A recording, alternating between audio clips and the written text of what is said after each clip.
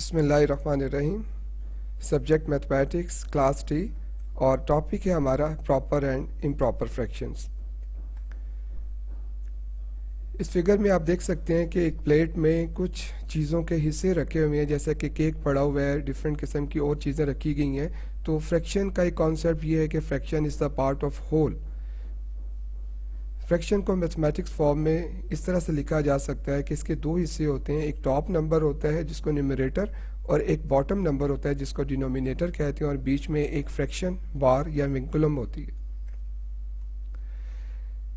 हमारा जो topic type of fraction है, प्रॉपर फ्रैक्शन और इम्प्रॉपर फ्रैक्शन है, इसका कॉन्सेप्ट्स इस फिगर की मदद से हम बच्चों को समझा सकते हैं।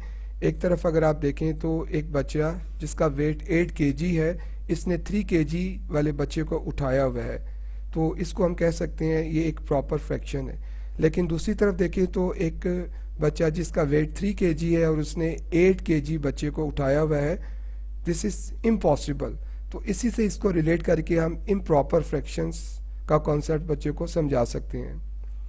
प्रॉपर फ्रैक्शंस को हम इस फिगर्स की ज़रिए से भी देख सकते हैं कि एक पिज़्ज़ा है जिसके 4 इक्वल पार्ट्स हैं। इसमें से एक हिस्सा जो था वो खा लिया गया, बाकी जो हिस्से रह गए हैं वो 3 है। तो इसको हम लिख सकते हैं 3/4। तो 3 जो है वो नोमिनेटर छोटा और 4 इसका डिनोमिनेटर बड़ा।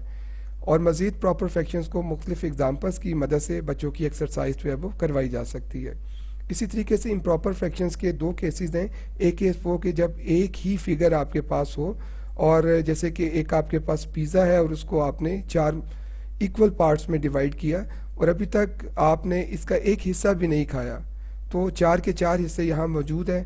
तो इसको हम लिख सकते हैं 4/4। इसका नोमिनेटर और डिनोमिनेटर दोनों बराबर हैं, तो इस केस को हम इम्प्रॉपर फ्रैक्शन कहेंगे।